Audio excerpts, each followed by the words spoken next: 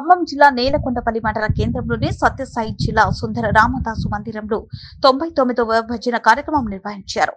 ఈ కార్యక్రమంలో సత్యసాయి భక్తులు మరియు కమిటీ సభ్యులు గేల వెంకటరమణ, గుప్తర్, రాయపూడి కాంతారావు, పసుమర్తి గురునాథం, మామిడి సీను పాల్గొన్నారు.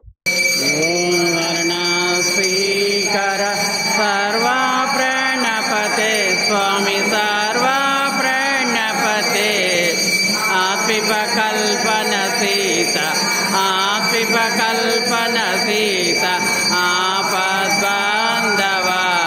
भोग जय हरे पिता गुरुदैवं मर्या